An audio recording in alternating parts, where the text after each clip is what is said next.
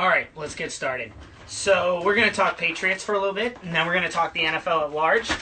I'm reading the comments over here, so if you have any questions or anything you want me to talk about the NFL, we will just do that. And we're going to go until the games start because there's no post-game podcast today. But look at this. Subscribe to the Patriot Game Podcast. Wednesdays, we do our all NFL for any fans, Patriots or otherwise. I talked to my buddy Ben Salton, who works at NFL Network. We have a great podcast. Thursday morning, the pre-victory show. It's not a pre-game show, it's a pre-victory show on just the Patriots. That comes out if you subscribe. And then Sunday after the games, I'm here on Facebook Live answering questions, taking calls, doing the damn thing. And that gets syndicated out Monday morning on the podcast. So you got to subscribe. Wednesdays for people who aren't just fans of the Patriots. And if you're a fan of the Pats, you get spoiled. You get 3 podcasts a week. So enjoy that.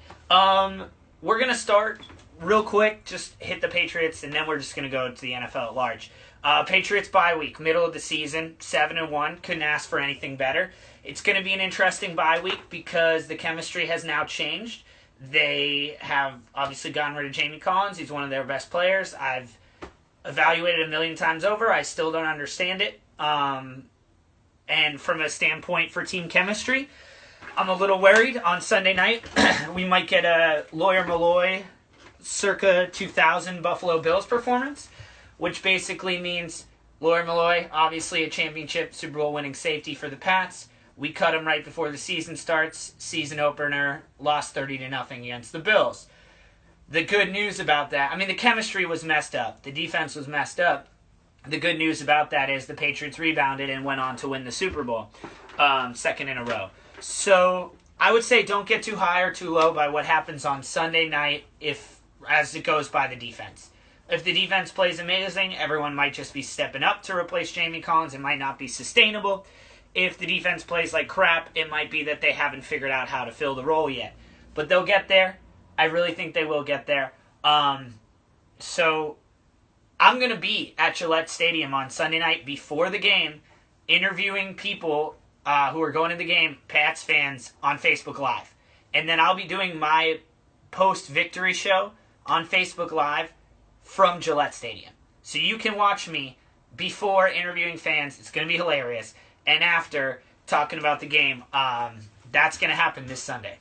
I'll be in Gillette for Sunday Night Football against the Seattle Seahawks. So, how do you get that? You subscribe to the podcast on your podcast apps, and you follow the Patriot Game Facebook page.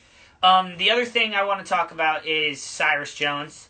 Very quickly, Cyrus Jones is the first pick the Patriots had in this draft because Goodell screwed us and stole the first-round pick. We didn't have a pick till the second round, and we picked Cyrus Jones. There was promise. He played really well in the preseason, and our director of scouting said he's basically his special teams ability put us over the top on him. He's the guy because he can help on special teams. Because Bill Belichick's drafting strategy is basically you got to pick a guy who can play all 4 downs or as close to 4 downs as possible with the first 2 picks of the draft. Right? First and second round. You always get guys like Pat Chung, who's been a good player, but he has special teams ability. Same with Devin McCourty, right? And sometimes that works. Those are good players. But then there's times where you pass on Clay Matthews because they only think he's a second and third down guy because they saw him only as a pass rusher. Little do they know, hey, it turns out Clay Matthews is one of the best linebackers in the NFL for the past decade. So it's a hit or miss strategy. Well, they used it on Cyrus Jones because being a kick returner is supposed to be really easy to translate to the NFL. Turns out he sucks. He can't consistently catch the kicks and the punts. And then when he does, doesn't sound like he's a great decision maker from what we've seen. And to me, if you're going to return punts and kicks and you can't catch them and you don't know where to run, that's a problem. So I'm hoping the Pats are coaching him up, but he's been a healthy scratch the last 3 or 4 weeks, and we have guys like a Landon Roberts who were 6th-round picks, weren't even invited to the Combine. Meanwhile, Cyrus Jones goes to Alabama, and he's been such an impact player that people are using him to justify why it was okay to to trade Jamie Collins. I don't agree with it. I don't think he's a replacement. I think he's a running run stopper only. He's a first and second down linebacker, and that's it. We talked about 4 downs. Jamie Collins could play 4 downs. Landon Roberts, not so much. But he's playing over Cyrus Jones, which that tells you that Cyrus Jones has some problems. When we have guys like Justin Coleman who are consistently playing over Cyrus Jones, and Justin Coleman was undrafted last year. And last game was the one that showed me the most about Cyrus Jones because Malcolm Mitchell, our other rookie wide receiver, was inactive. So that means Danny Amendola had to play more receiver and return kicks and punts. You'd figure that would mean, hey, Cyrus Jones, maybe you can get a shot returning some kicks and punts because Amendola has to play more offense. We're not sure we want to use him on all the kicking and punt returning. Well, turns out the Patriots don't think highly enough of him to do that. They used Danny Amendola for the kicking and punt returning too, and he had a 70-yard kick return. So it's not looking good for Cyrus Jones, man. Maybe he's a big project, but in a year where you're 7-1 and you have a very legitimate shot at the Super Bowl, it'd be really nice to have your highest draft pick be a guy who can contribute. And he basically has not contributed at all. You could argue the contributions have been negative to the first 8 games. The bye week comes at a good time. Dion Lewis can start practicing with the team, and they can decide if they want him on the roster, and they get a whole week to work him out. The team can get a little healthier. Same with guard Trey Jackson. We could use some help at guard. There's a couple guys like Malcolm Mitchell who are banged up. Edelman obviously has the foot injury is a thing. Amendola is coming off season surgery. Those guys could use the rest at this point in the season. I think there's something to be said for keeping momentum, and obviously the Pats have it. But I think a team that's this veteran and their skill players are this veteran, momentum isn't as important as health. And the thing is, they need to win probably 13 to 14 games to get the first overall seed. Because I think Denver's going to win. I think Denver's going to win 12 games. You know, they'll probably win 12 games and be 12-4. So you need 13 wins to lock up the 1 seed, or you have to beat Denver in that contest in Denver, and that's one of the biggest tests of the year. We really have 2 gigantic tests left for the Pats to see how they're going to measure up in the playoffs. Because it's not really about every week for the Patriots. We have the luxury of looking to the future, right? And to the future is we're a lock to win the division. We're an absolute lock to win the division because we have guys like Gronk, which, by the way, scored a 69 touchdown franchise record. Gronk 69. We have that type of talent on this team that it's about winning the Super Bowl. We are a lock. We are a lock for the playoffs. So, what needs to get better to win the Super Bowl? We could probably use a little bit more help on offensive line. They got to get a little bit better. Tom's been holding the ball a little longer, and it seems like he's getting hit a little bit, and we can't really afford that in the interim of these games. And then it's about how they play against really good competition. And they really haven't played great competition. And they will next Sunday, and I'll be there at Gillette Stadium, Sunday night against the Seahawks. It's going to be a hell of a game. And they will when they go to Denver.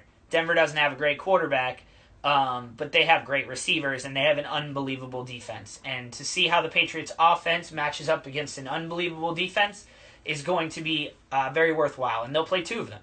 Play 2 of the best in the league, Seattle and Denver. Let's go to the league as a whole, and we'll just start talking conference by conference.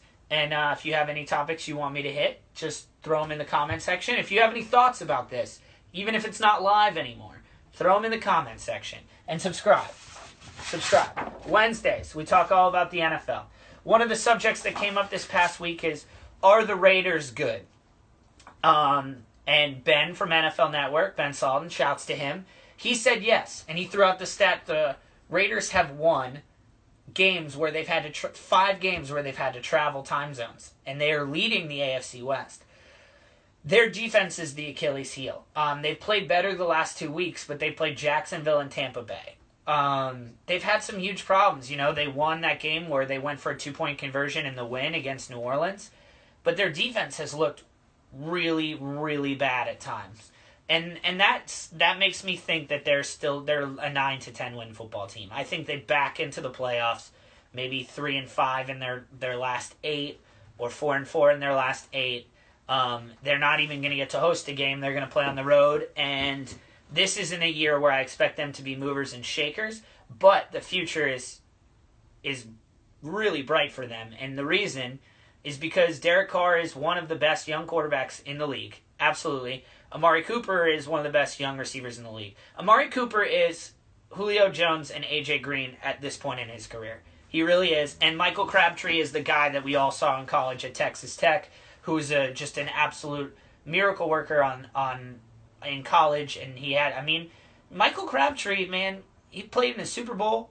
He played in an NFC Championship game for the 49ers, and he's the guy they threw the ball to at the last minute when they needed a touchdown to try to win that game. And Richard Sherman broke it up, as he will remind us. But that's who Michael Crabtree is, man. He can be that good, and he's been phenomenal this year. So on offense, they're the real deal. And they have some defensive players, Khalil Mack and stuff, but they're going to have to build. Eventually, they're probably the wild card team. If I'm setting the AFC playoffs right now, the Pats are winning the East, the Texans are winning the South, the West is being won by the Broncos, and the AFC North is probably being won by the Steelers, provided that Ben Roethlisberger is 90% of his self when he comes back from that knee injury.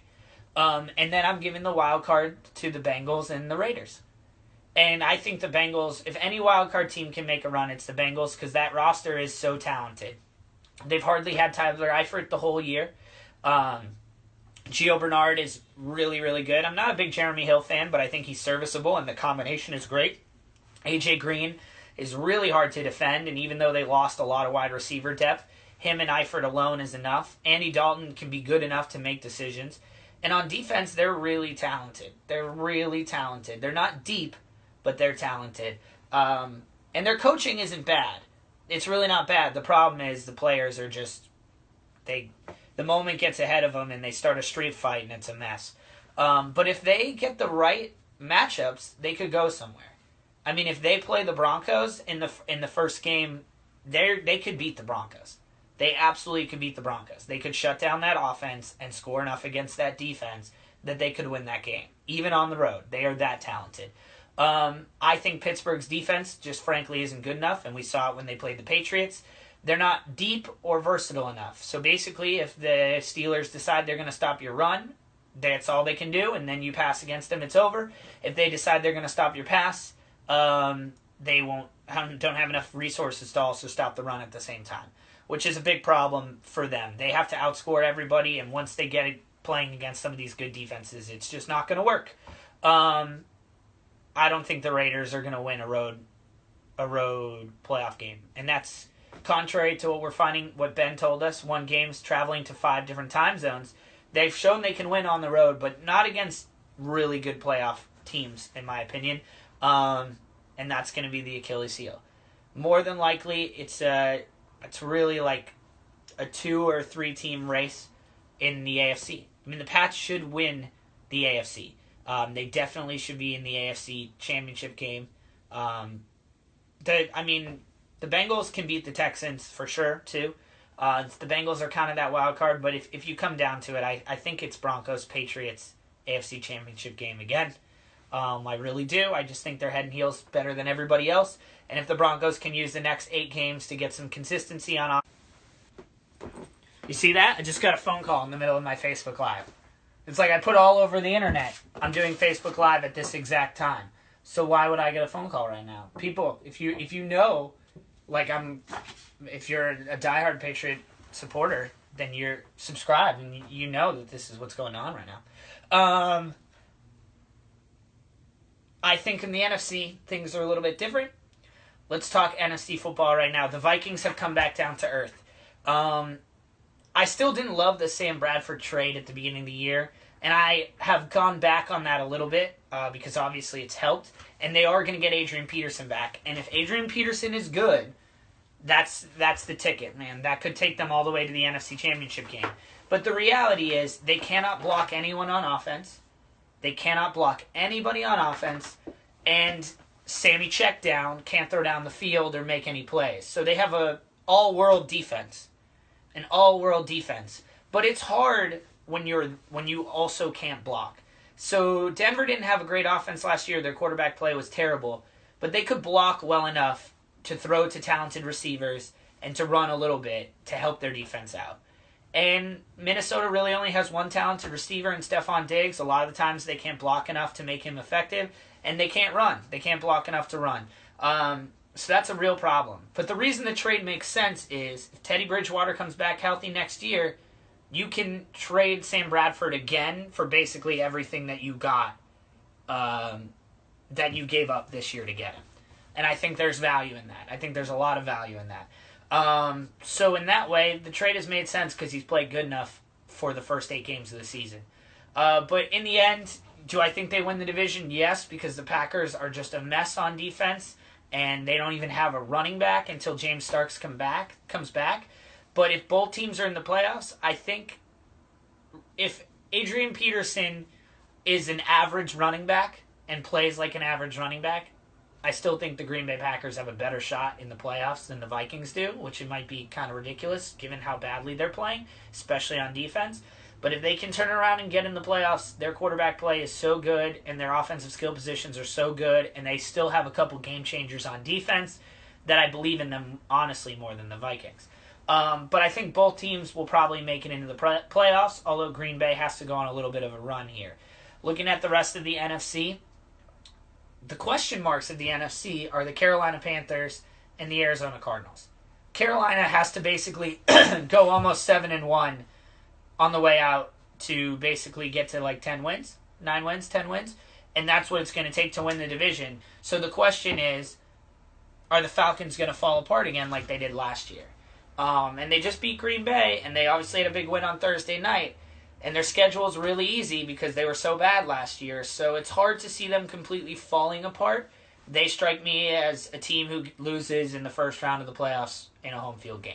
And they could lose to a team like the Packers if the Packers go there. Even though they beat them the other night, if the Packers' trajectory improves, I don't think the Falcons' trajectory is going to improve. If anything, it's going to go down. That could really happen. NFC West Cardinals.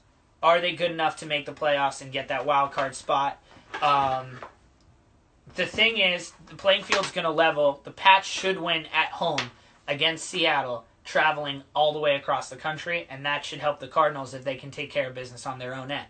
Losing games like the one to Carolina, that's making it harder to get to 10 wins. You need 10 wins, I think, in the NFC to get a wild card, and you're fighting with guys like Carolina, Green Bay, and the Cardinals. Those are the teams fighting for those wild card positions. So I think that'll be key. I think that'll be important to see. If Seattle loses, the Cardinals have another shot to gain some spots in that division, because if they can't win that wild card, they have to win the division outright, and they're way behind the Seahawks. But the Seahawks offense has been terrible. Now, if the Seahawks can figure out how to get things started by blocking, the sky's the limit. Thomas Rawls is coming back. I think he's a great running back. That could help. They're starting to use Jimmy Graham correctly. That can help. And if they can learn how to block just a little bit, Russell Wilson can be the quarterback he's been in the past. But losing games like the one they lost to the Saints is just, that stuff is not going to help them.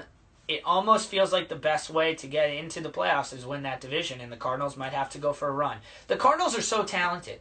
So talented. I mean, their defense is so good. Chandler Jones, Patrick Peterson, Calais Campbell, Tyrann Mathieu. There's so many good skill players on that defense. And then offense, Larry Fitzgerald, so good. Michael Floyd has the drops, but he's a talented wide receiver. David Johnson is arguably the best young running back in the entire league. I mean, maybe Todd Gurley, but David Johnson's been incredible this year. They have all the skill players. If they can block just a little bit, Carson Palmer can play 90% of where he was last year. They can get back to the NFC Championship game like they did.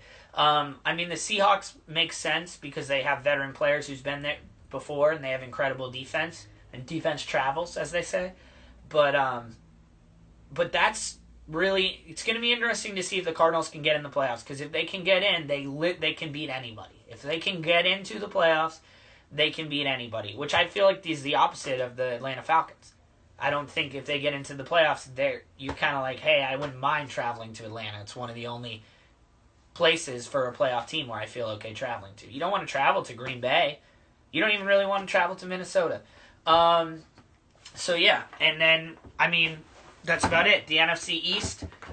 The Cowboys are the team where you're kind of confused because you don't know if Tony Romo is going to be the playoff starting quarterback or if they're just going to run with Dak the rest of the way. And they have a great running game and an awesome offensive line, but I don't think their defense is that good. And I think that they've had the benefit of a pretty solid schedule. They have a great win against the Bengals, but they have the benefit of what's been a pretty solid schedule. They haven't really played a high-octane offense that I feel like can really shove it against a weak defense. In the second half of the year, there's a couple matchups coming up where you're like, wait, this is where the Cowboys can show me if they're a legitimate team during the playoffs. If they can slow down some high-powered offenses, like really slow down some high-powered offenses, I'll start to believe in them a little bit. But ultimately, when your team is run by two rookies and you don't have incredible skill position players on offense outside of, Ezekiel Elliott and Dez Bryant, the drop-off's pretty high. The drop-off's pretty high, and on defense, there's a huge drop-off. So if you can score on the Dallas Cowboys, I think you can beat them when it comes to the playoffs. And that's why, Green Bay would have a chance against a team like Dallas in the playoffs. They would, because I think they can stop what Dallas is offering in terms of an offensive attack, and I think that Dallas couldn't stop them. If they can block just well enough, I don't think Dallas can stop them. So it'll be interesting. Obviously, Philly's fallen off now that people seem to have a little tape on Carson Wentz. That doesn't seem to be as successful, and I don't think Philadelphia's roster is talented on offense at all. They're not. I don't think Ryan Matthews is that good. I don't think they use Darren Sproles correctly. And they have no wide receiver weapons that are good. Jordan Matthews is mediocre. Zach Ertz hasn't been used at all. They don't have firepower. I don't even think they're going to make the playoffs. And then the last team is Washington. And you're like, well, they have some players. Deshaun Jackson's still good. Jordan Reed is good. Kirk Cousins has been okay at times. But then you say, wait, Kirk Cousins, is that a guy who can win a playoff game? And is their defense good enough to stop people in the playoffs? Because they can get pressure, but they have secondary issues still. And they tried to counter them with Josh Norman. But Josh Norman hasn't been quite as good as he was last year. And the rest of the defense around him isn't that impressive. So they're going to be fighting for... You got to win that division because everyone there can beat each other, and that hurts when it gets to the wild card. You'd really like to have someone like the Bears in your division where you can just beat them twice and then you have a better shot at the wild card, right? Or the Rams, if you're Seattle or Arizona, although Seattle can never beat the Rams twice. But the NFC East, everyone beats each other up. They all are at 8 or 9 wins, between 9 and 7 wins, and then somebody wins the division with 9-10 wins and the other team can't get there and they don't make the playoffs. And that tends to be what's transpiring, and I think it might again this year. So that's the look. That's everything around the NFL. 1 o'clock games are about to start. Follow, subscribe, the Patriot Game Podcast, even if you don't love the Pats. The NFL, I'm telling you, the NFL podcast, Salty with the Shield, on Wednesday morning that comes out, it's better than any of the NFL podcasts that ESPN has right now. And I feel that way. I really do. We have some fun structure. We have some good stuff going on. Enjoy it. It'll make your commute better. If you love the Pats, you'll hear from me next week. Pre-victory show Thursday morning. And then I'll be at Gillette Stadium before Sunday Night Football. It's going to be fun. I got some good plans. Interview some fans. It's going to be good. Until then, Gronk, 69 touchdowns. 69 touchdowns, baby. Attaboy, Gronk. We're out. 69. You know what I'm talking about. Here we go.